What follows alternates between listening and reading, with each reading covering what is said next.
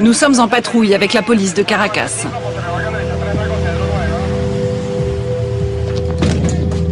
Ici, tous les déplacements se font armes au poing. Dans le dédale des rues du bidonville, chaque passant est un suspect.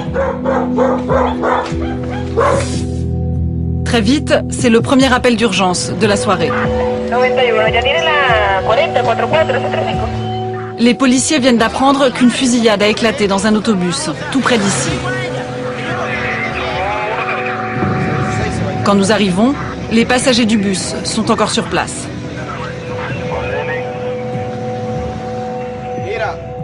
Un homme est mort.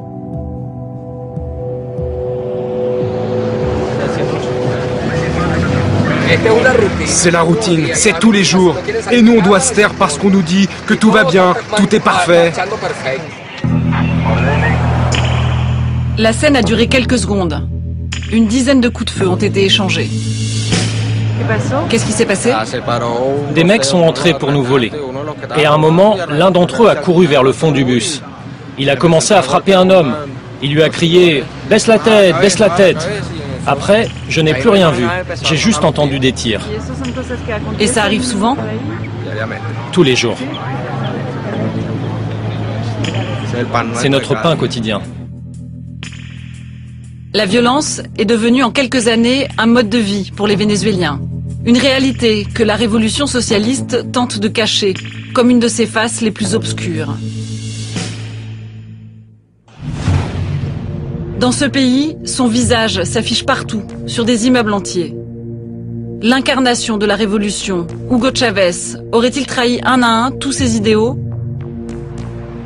En plus de violence, on parle de censure, d'inégalité, de corruption et de népotisme. Enquête sur un libérateur qui a mis son pays en coupe réglée. Sur le grand mensonge d'Hugo Chavez.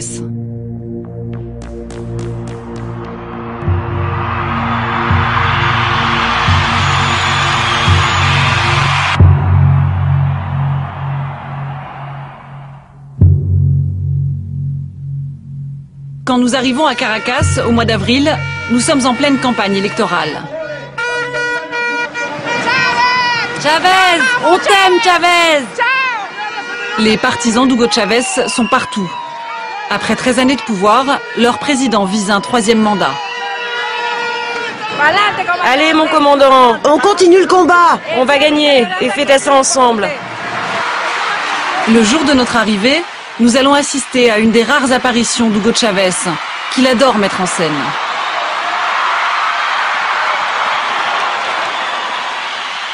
Au balcon présidentiel, Hugo Chavez assure le spectacle.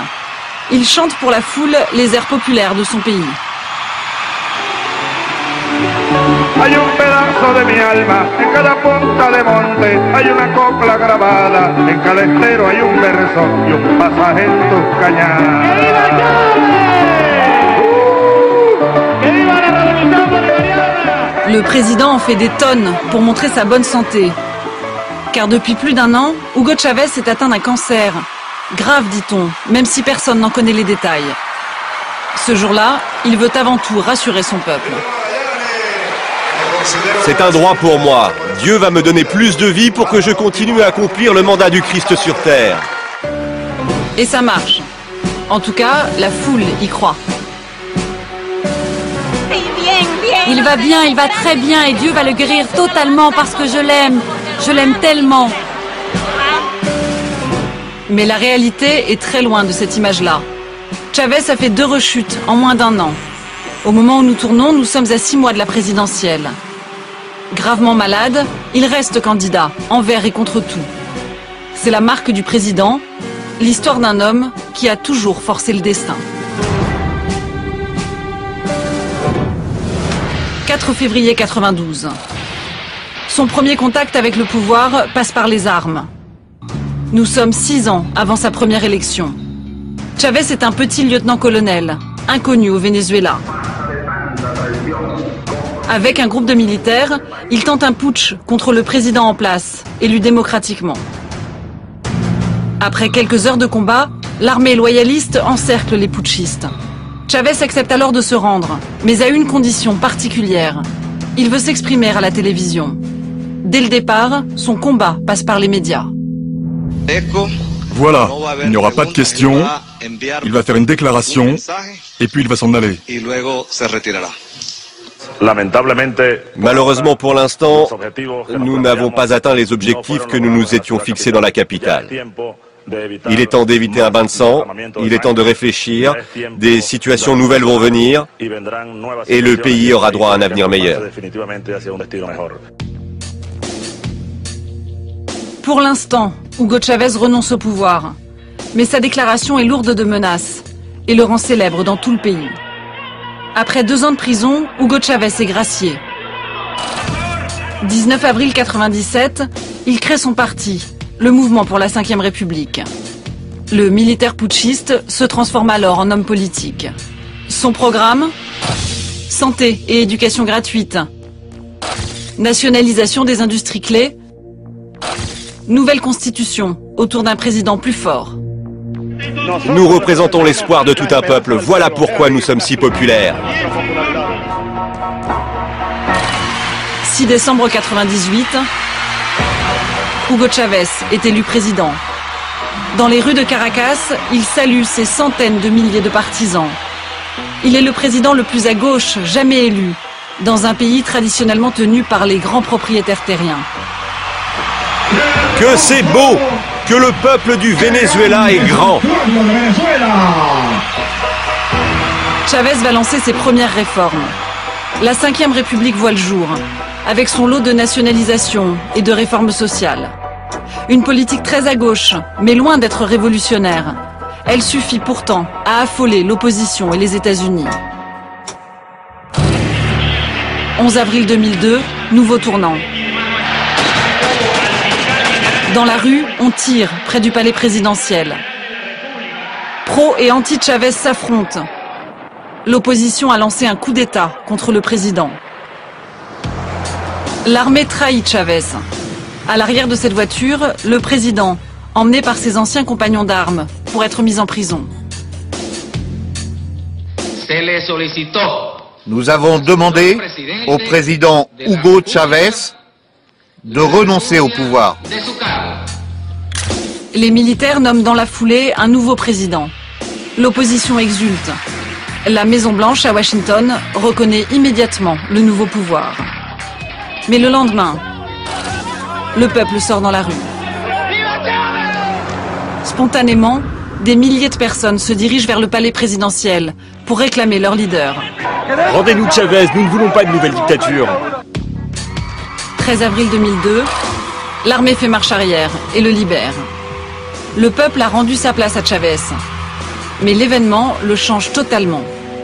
Médias, opposition, armée seront désormais ses ennemis. Pour Chavez, c'est le début de la radicalisation. Et son combat, encore une fois, va passer par les médias. À la télé, Chavez s'impose désormais pendant des heures dans son émission hebdomadaire. Allô, presidente, bravo. Bravo! Bonsoir, nous sommes jeudi soir. Retransmission obligatoire sur toutes les chaînes du pays. Chavez exprime sa mégalomanie, mais gouverne aussi pour de bon. Monsieur le ministre de la Défense, placez-moi 10 bataillons sur la frontière avec la Colombie, maintenant. Chavez modèle son nouveau style, son pouvoir personnel s'affirme, son personnage de provocateur aussi. Monsieur George Bush, je vous le dis, vous êtes un âne. 13 avril 2005, la radicalisation continue. Puisque l'armée l'a trahi, Chavez formule l'idée du peuple en armes. C'est la création des milices populaires, les gardes rouges de la Révolution. Vous savez ce qu'il vous reste à faire. Tout simplement, prendre tout le pouvoir au Venezuela. Absolument tout. Sortir la bourgeoisie de tous les espaces politiques et économiques.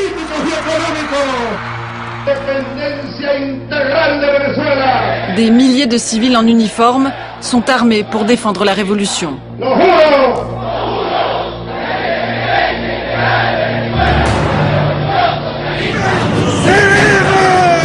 13 années de révolution et de pouvoir pour Hugo Chavez.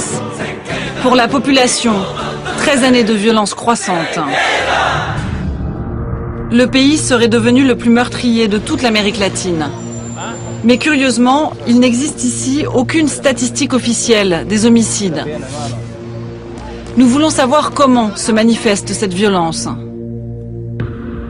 Pour cela, nous nous rendons dans un hôpital de Petare, un quartier populaire de Caracas.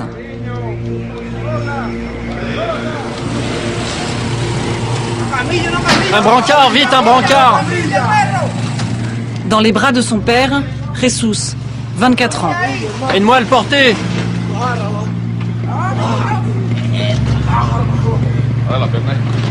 Frappé d'une balle dans le dos, il sera le premier mort de la soirée.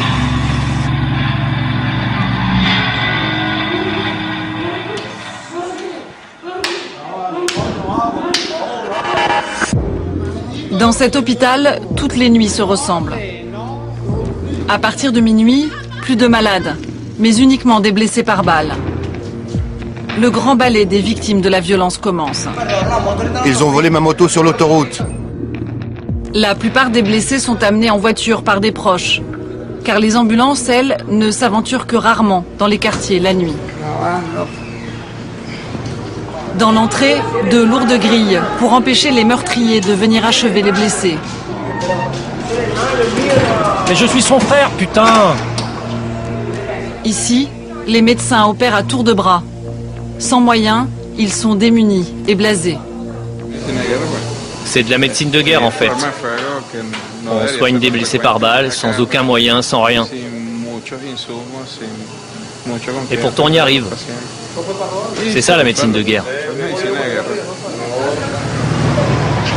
Et cette guerre-là frappe au hasard. Monsieur, sauvez-le, il est encore vivant. Vinicio, 41 ans, a reçu une balle dans le cou pour avoir refusé de partager une bière. Il est emmené vers la salle d'opération.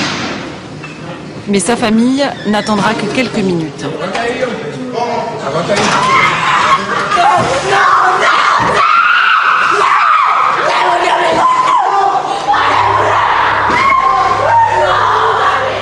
Les médecins n'ont pu que constater. Car depuis 2004, le gouvernement a cessé de publier les chiffres de la violence. C'est le tabou ultime de la révolution. Ce que le pouvoir ne veut à aucun prix montrer. Nous allons chercher à nous procurer ces chiffres. Notre première étape nous emmène à Bellomonte, la morgue principale de Caracas. C'est ici que les hôpitaux de la ville déposent au petit matin les cadavres de la nuit. Nous y retrouvons Esperanza, dont le mari a été tué il y a à peine quelques heures. Je pense qu'il faut parler, parce que les gens doivent savoir. Ils veulent nous faire taire, dire que rien de tout cela n'arrive, mais c'est faux. Ils veulent cacher le soleil avec un doigt. Mais tout le monde connaît la réalité de ce pays. Esperanza retourne attendre avec ses proches qu'on lui rende le corps de son mari.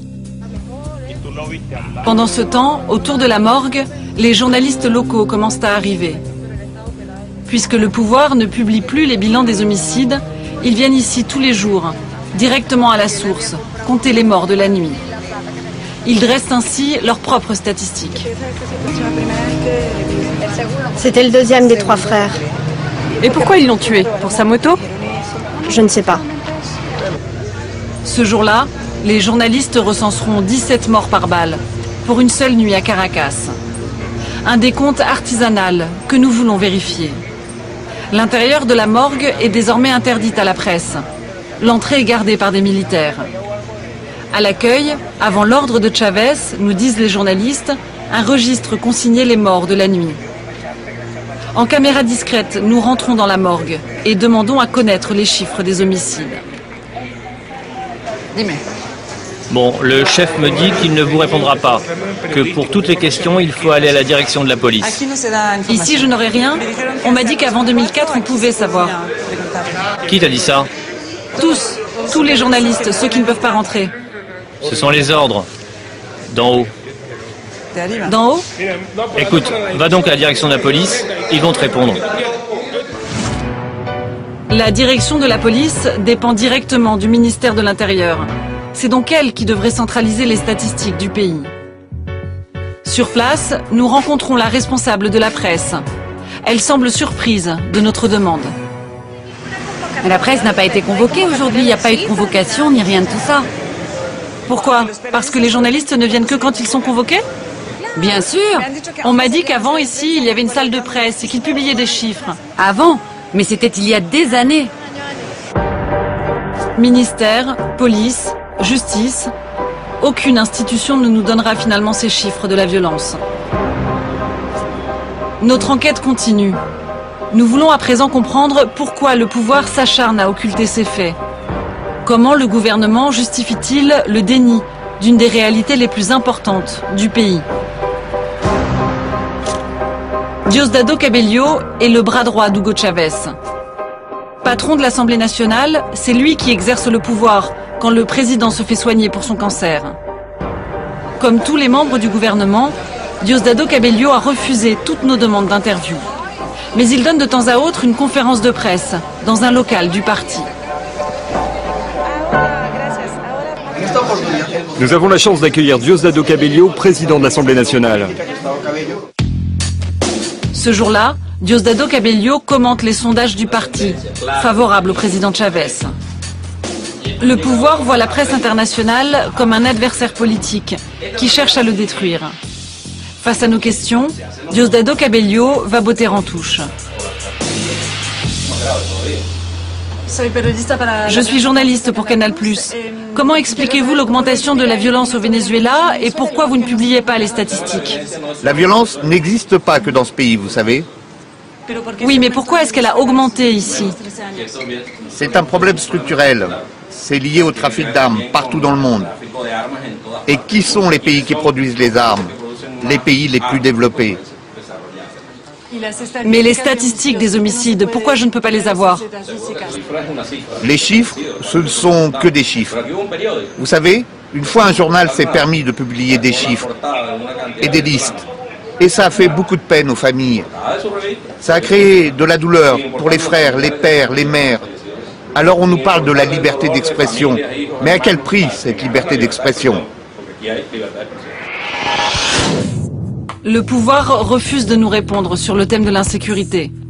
Un phénomène qu'il n'a pas su enrayer et dont il porte surtout une part de responsabilité.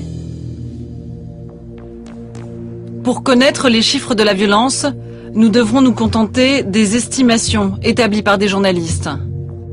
D'après ces statistiques, on compte 2500 morts en 92. 4000 en 98, date de l'élection d'Hugo Chávez. Puis c'est l'explosion. On arrive à 19 400 morts l'an dernier. Les meurtres par balle auraient presque quintuplé en 13 ans, depuis l'arrivée au pouvoir de Chávez. Avec près de 20 000 morts par balle l'an dernier, le Venezuela bat de loin les records sanglants établis par le Mexique ou la Colombie, pourtant en guerre contre les cartels de la drogue. Ce sont ces chiffres qui sont inavouables pour le pouvoir. Cette violence se vit au quotidien dans les quartiers. Les gangs en sont les principaux responsables. Nous nous rendons à Catia, un des quartiers les plus violents de Caracas. Nous parvenons à rentrer en contact avec un de ces gangs. Le rendez-vous est fixé dans leur QG, un local situé sur un point haut. D'ici, la bande peut contrôler le quartier, surveiller les entrées et les sorties. Le gang est formé d'une douzaine de garçons. Ils vivent de petits trafics de drogue et sont surarmés. Roberto est leur chef. Il est le plus âgé. Moi, j'ai 25 ans. Moi, 18. Moi, j'ai 17 ans. Presque des adolescents, mais habitués à tuer pour rien. Armes lourdes, armes de poing, le gang étale son arsenal. Et encore, on n'a pas sorti tout ce qu'on avait. C'est rien ça. C'est un petit échantillon de ce que l'on a. C'est qu'un avant-goût pour l'ennemi. Ça, c'est un Glock. Mais c'est une arme de policier. Ouais, mais maintenant elle est plus aux flics. Elle appartient à la racaille.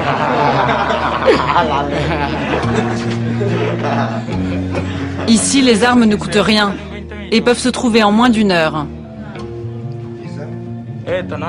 Nous voulons savoir comment le gang les a récupérées.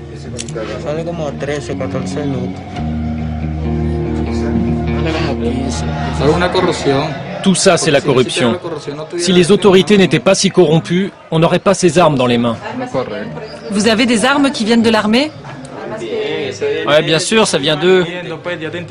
Non, je vais te dire. Les armes lourdes, ça, je vais le garder pour moi. C'est trop compromettant, tu comprends? Mais celle-là, elle vient bien de la police. Oui, ça c'est une arme du gouvernement. Un Glock de 9 mm. Bien sûr, c'est des armes du gouvernement. Et on les récupère. Ils les vendent et on les récupère comme ça, sur le marché. Demain, si le gouvernement s'en prend à nous, nous on est une famille. On est très nombreux. C'est pour ça qu'ils ont intérêt à rester calmes. On est plus armés que la police. Une police corrompue et impuissante, elle ne serait pas la seule source d'approvisionnement des gangs. Car la révolution, elle aussi, a distribué des armes dans tout le pays, à des milliers de civils. Après le coup d'État raté de 2002, Chavez, trahi par l'armée, créait les milices populaires pour la remplacer. Ces civils en uniforme, chargés de défendre la révolution. Ces milices sont composées aujourd'hui de plus de 130 000 personnes. Des civils, hommes et femmes, volontaires et de tous âges. Ce matin, c'est journée de recrutement dans le parc de Carabobo à Caracas. Le pouvoir d'attraction des milices est toujours le même. Les nouveaux candidats affluent. Aujourd'hui, on est des milliers, et bientôt on sera des dizaines de milliers, et des millions, pour nous défendre. Et qu'ils essaient de nous prendre nos richesses, et qu'ils essaient de tuer nos enfants. On est prêt à les recevoir, pas vrai ? Plus que les entraînements ou la discipline militaire, ce qui compte avant tout, c'est l'endoctrinement, la formation idéologique. Ici, on chauffe le peuple à blanc, en l'entretenant dans l'idée d'une agression imminente. Les milices servent à organiser le peuple pour que les gens apprennent à s'entraider. Et surtout à se préparer pour tous les types d'attaques. Si jamais un empire voulait s'emparer de nos richesses. Mais quel type d'agression ? Comme ce qu'ont fait les Américains en Libye, par exemple. Ça, ils ne vont pas pouvoir le faire ici.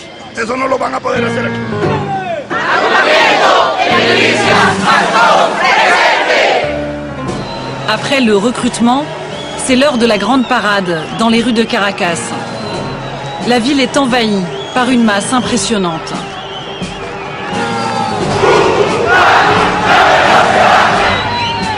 En une journée, des dizaines de milliers de civils sont mobilisables, en uniforme. Des militants organisés et prêts à tout pour leur président. On va se les faire, les bourgeois. On va leur mettre du plomb. Nous voilà enfin, le peuple en armes. Car si ce jour-là, les milices défilent sans armes, en réalité, tous les week-ends, ces civils s'entraînent dans des forts militaires.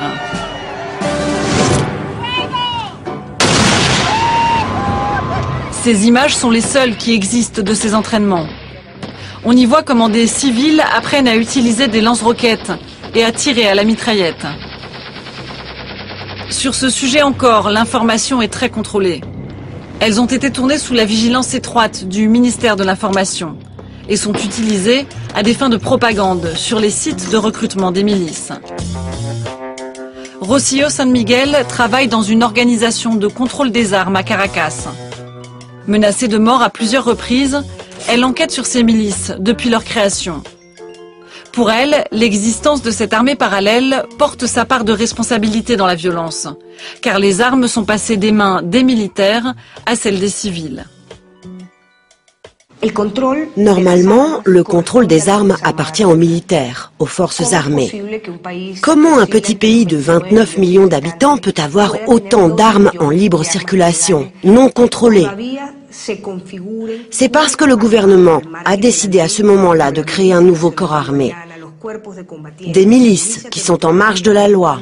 Il place du coup de nouvelles armes dans les mains des civils. D'après Rocío San Miguel, 12 millions d'armes seraient en libre circulation dans le pays. Les dérives des milices, l'armement de la population, la violence. L'opinion publique n'en entend quasiment jamais parler. Défense absolue d'évoquer ces thèmes-là dans la presse. Chávez a pris peu à peu le contrôle de tous les médias.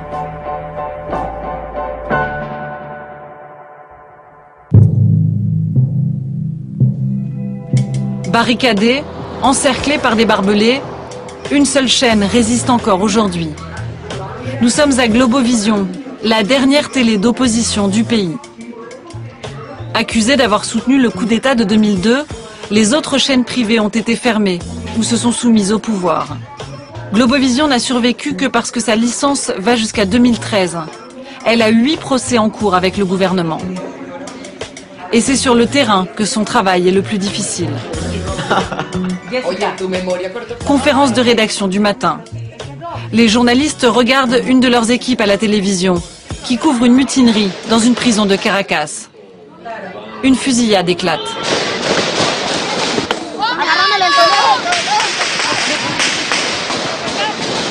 La prison de La Planta est un repère des gangs. Les détenus sont armés. Ils ripostent aux tirs de la police. Voici la situation que nous vivons en direct de la prison de La Planta. Malgré les tirs, accroupie par terre au milieu des civils, Gabriela, la journaliste de Globovision, continue le direct. Nous restons ici bien sûr pour vous donner toutes les informations. Mais quelques secondes après la fusillade, la police évacue l'équipe de journalistes.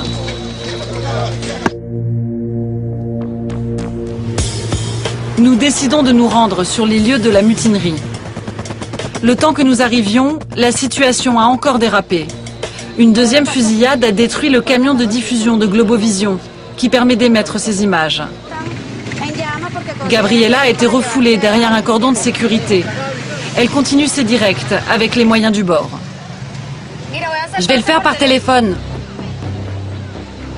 Son caméraman était à l'intérieur du véhicule de diffusion au moment de la fusillade. Il accuse la police de Chávez d'avoir tiré. Écoute, les balles passaient et sifflaient. C'était pour nous sortir de la camionnette. Comme on diffusait en direct, les autorités ont voulu nous faire arrêter, tout simplement, et à n'importe quel prix. Le direct de Globovision n'aurait pas plu aux autorités, dépassées par la violence de la situation. C'est pas simple pour le gouvernement d'assumer une situation qu'il ne contrôle pas, où les prisonniers sont armés. Alors ils refusent de la montrer. Du coup, c'est devenu très dangereux pour nous de travailler. On est tout seul face à eux, mais on reste là pour donner l'information. Car la chaîne privée est d'ailleurs la seule à couvrir cet événement. Alors qu'une mutinerie est en cours, qu'on tire dans les rues de la capitale, aucune télévision publique, aucun autre média vénézuélien n'est sur place. Un déni d'information qui exaspère un peu plus les familles des prisonniers.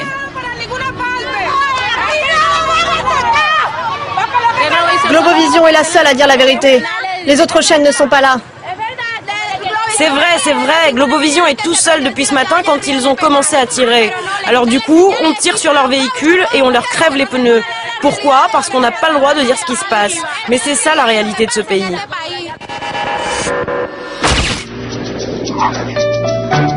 Dans son journal de la mi-journée, VTV, la chaîne officielle, ne montrera aucune image de l'événement. Elle se contentera de donner la parole à la ministre de l'administration pénitentiaire. Iris Varela va mentir ouvertement. Ces équipes sont sur place pour créer du désordre, alors que nous contrôlons en fait parfaitement la situation. Ils disent que la garde civile a fait usage de ses armes, qu'il y a eu échange de tirs. Je vais être très ferme. Je dément absolument cette information. Je dis à ces messieurs de Globovision qu'ils arrêtent le show. Ils veulent créer une situation de violence, ils n'y arriveront pas.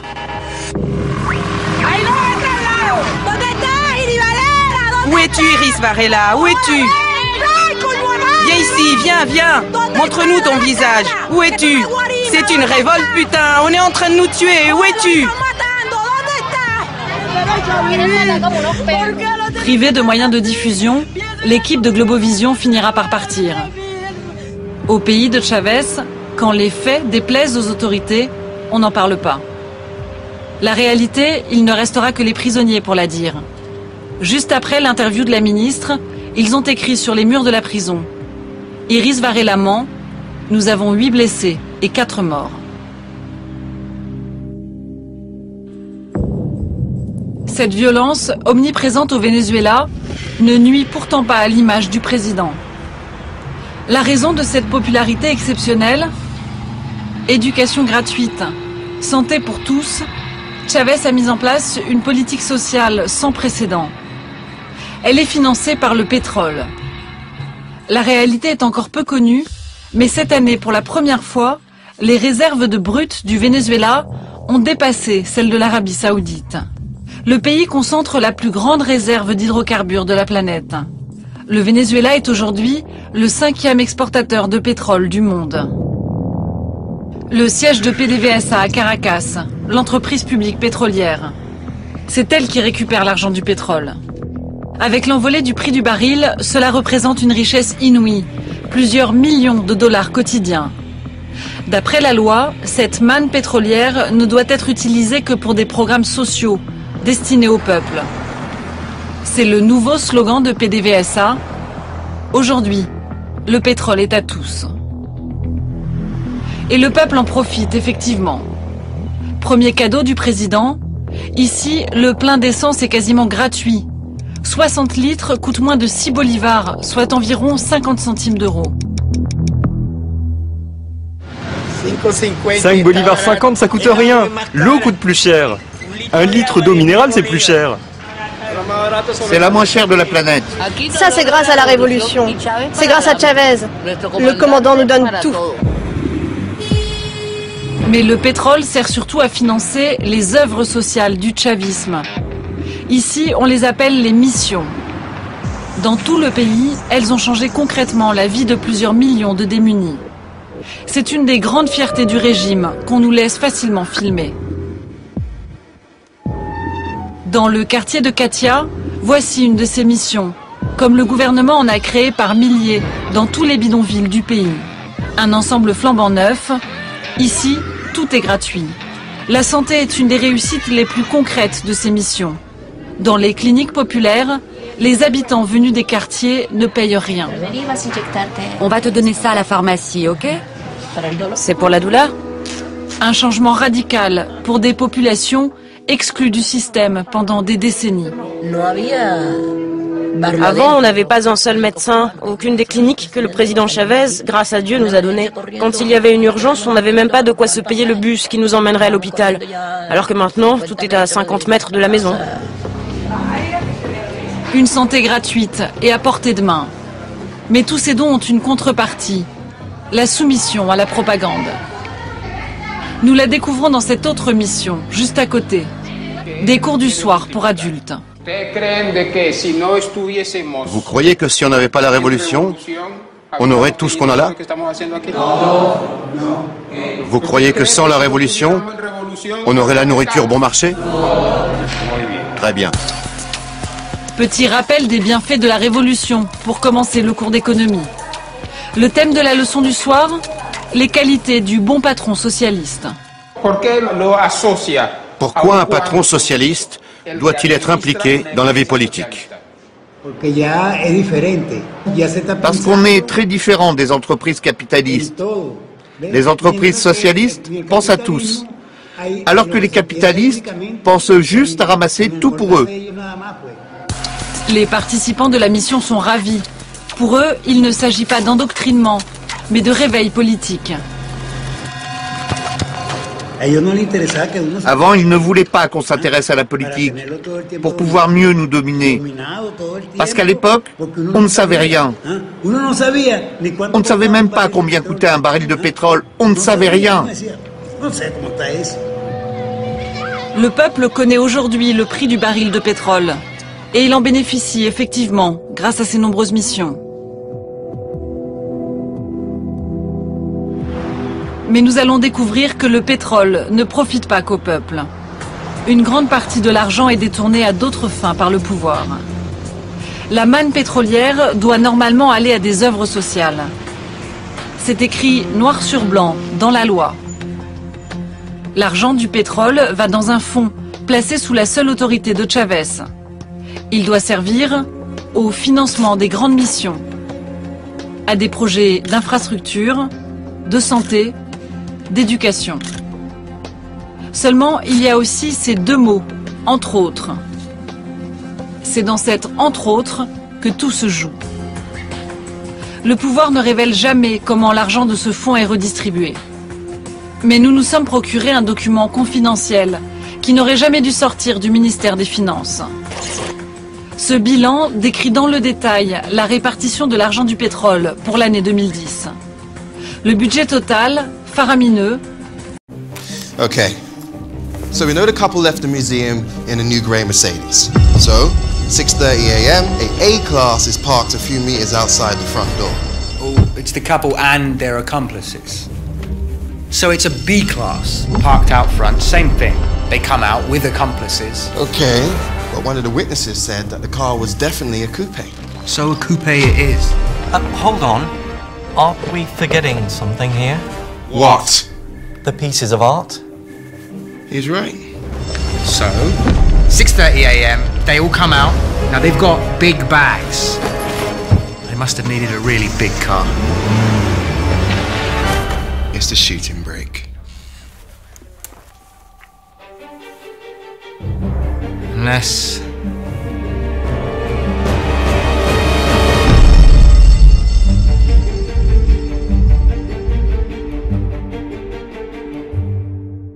et de 10 milliards de dollars. Nous allons nous rendre compte que l'essentiel de cet argent ne va pas dans l'aide aux plus pauvres. Chávez s'en sert pour faire des cadeaux à l'étranger, des dons à ses alliés idéologiques. À Cuba, par exemple, construction d'une usine, 59 millions de dollars. Autre projet, au contour plus flou, d'une commission d'aide à Cuba, 263 millions de dollars. Au total, le régime de Fidel Castro a perçu 1,6 milliard de dollars en 2010, grâce au pétrole vénézuélien. Et la liste des pays bénéficiaires est longue. En plus de Cuba, d'autres régimes de gauche latino-américains, Guatemala, Bolivie, Nicaragua, Équateur. Mais Chávez ne se limite pas à l'Amérique latine. On retrouve également l'Iran, la Syrie et des pays de l'Est, comme la Biélorussie et la Russie.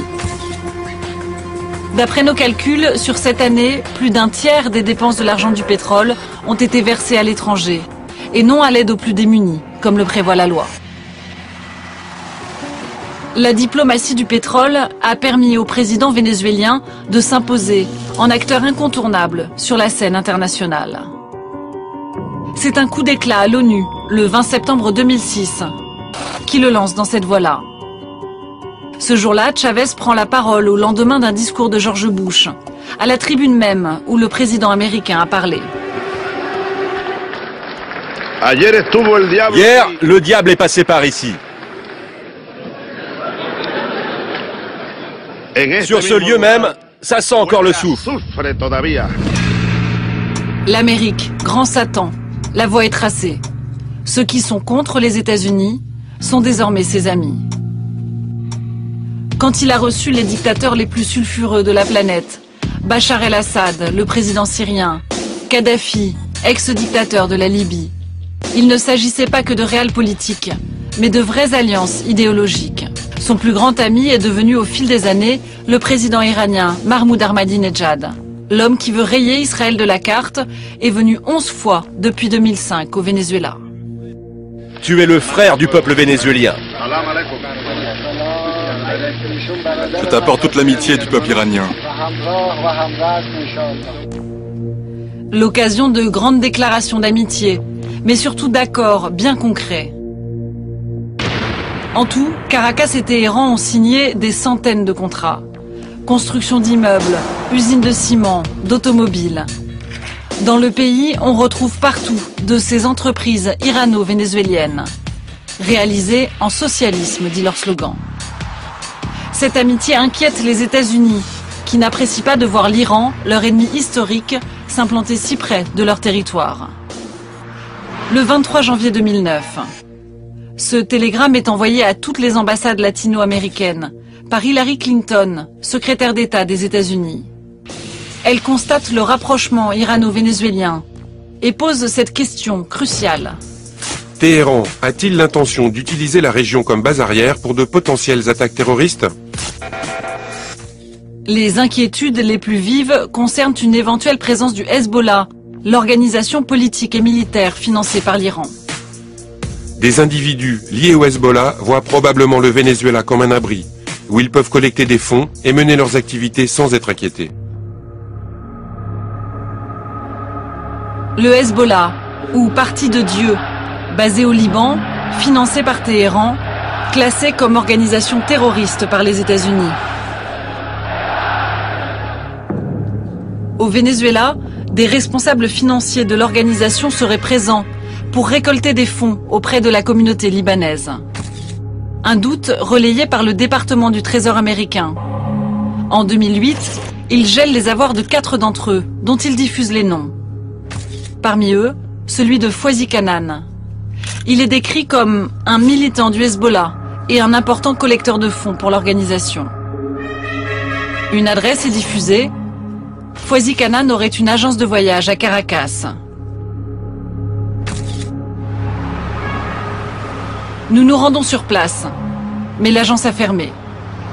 Les commerçants du quartier nous procurent l'adresse de la nouvelle agence qui leur est ouverte.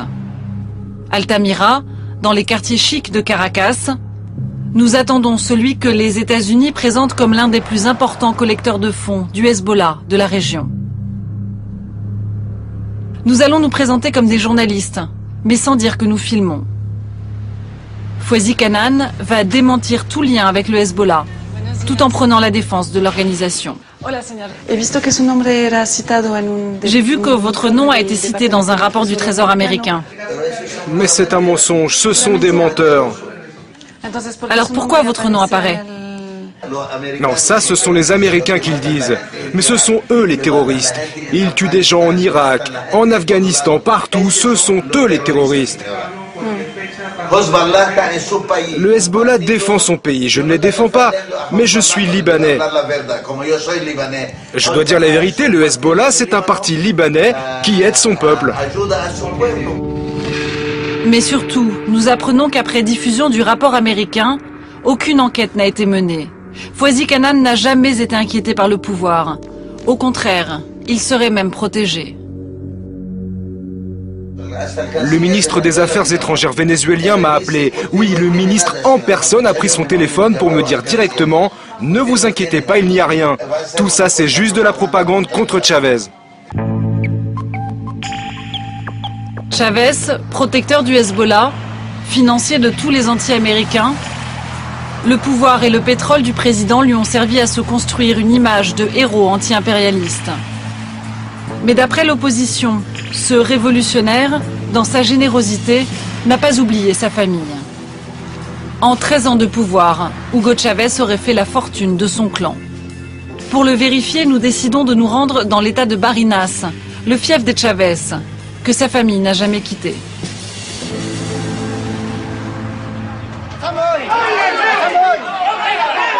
Une zone reculée, rurale, très pauvre. C'est ici, dans le petit village de Sabaneta, qu'Hugo Chavez est né. Il a été élevé dans cette petite maison avec ses 5 frères par des parents instituteurs. Mais il y a longtemps que sa famille a quitté le village. Partout sur la route, les visages des frères de Chavez s'affichent. À Barinas, on les appelle désormais la famille royale. Ils ont obtenu des postes dans toute la région mais aussi au plus haut niveau de l'État. La photo de famille est désormais un organigramme du pouvoir.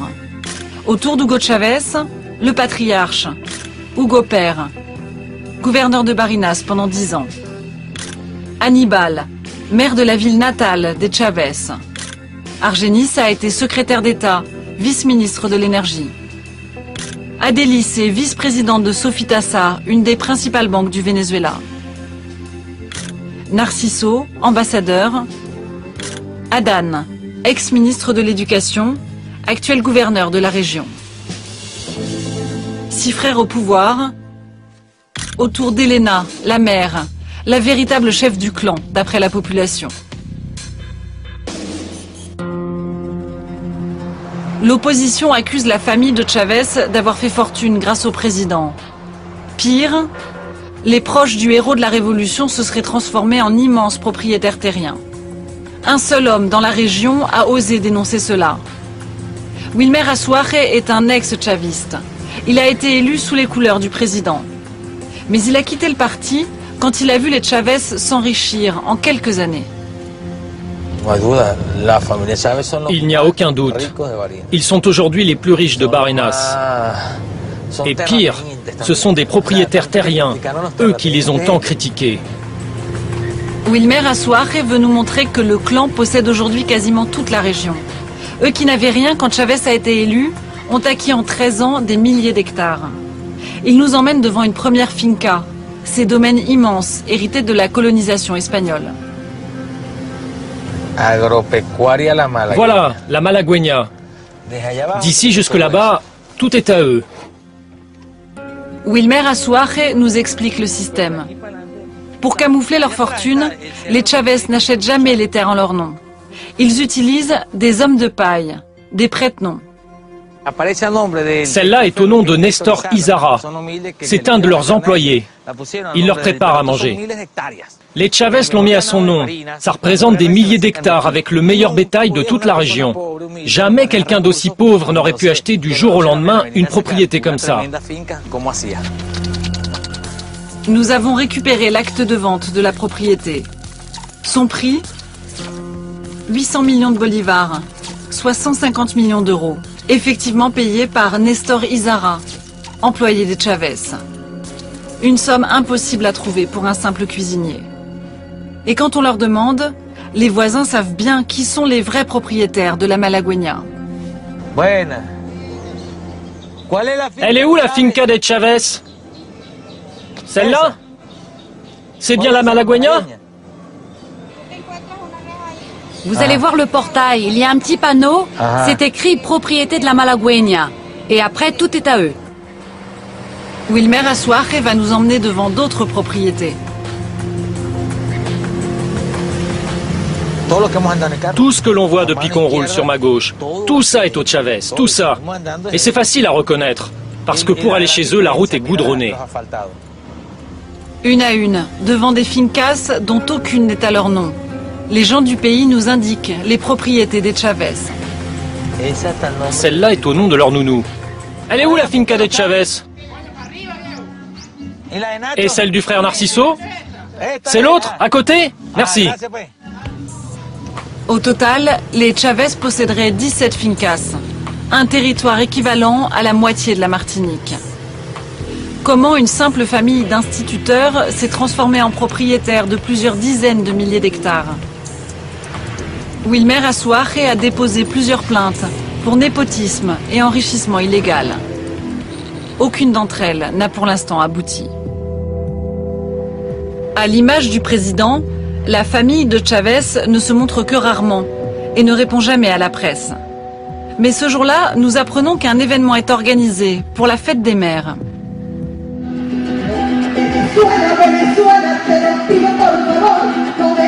Au théâtre de Barinas, on rend hommage à la première d'entre elles, Elena, la mère du commandant.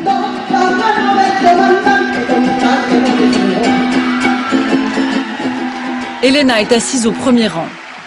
À ses côtés, avec une casquette rouge, le père d'Hugo Chavez, diminué par un accident cérébral. Nous sommes arrivés au cours de l'événement. Dans l'ambiance de fête et au milieu de quelques photographes officiels, nous réussissons à ne pas nous faire remarquer. À Barinas, être la mère de Chavez, c'est être la mère de Dieu. Sa simple présence provoque une ferveur quasi religieuse. L'hommage à celle qui a donné la vie au commandant va durer 6 heures. Sur scène, Elena a tous les gestes de son fils. Comme lui, elle assure le spectacle et semble adorer ça.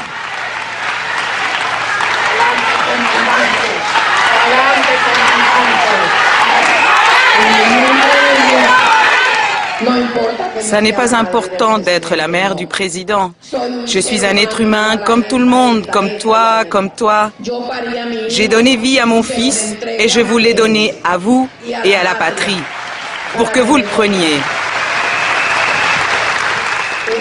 Ce matin, on m'a demandé, « Madame, qu'est-ce que vous voulez comme cadeau de fête des mères de la part du président ?» Et j'ai dit, « Rien. Je n'ai jamais rien demandé à mon fils.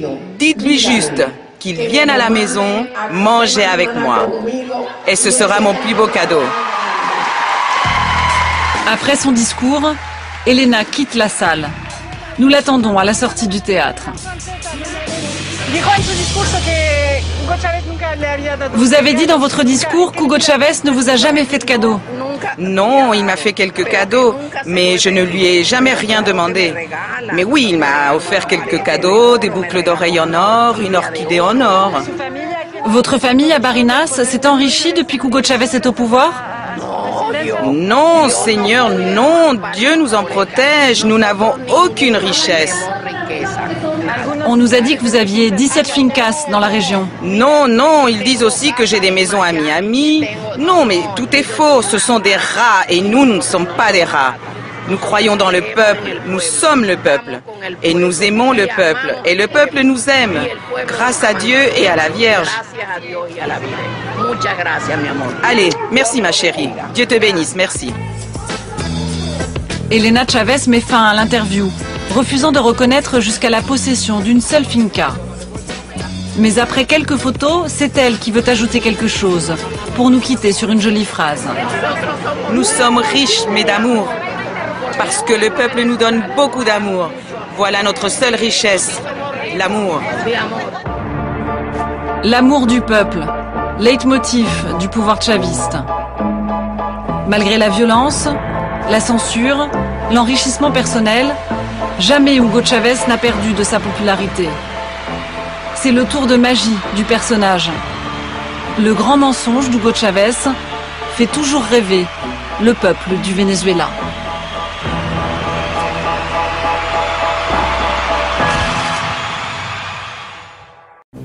Okay, so we know the couple left the museum in a new grey Mercedes.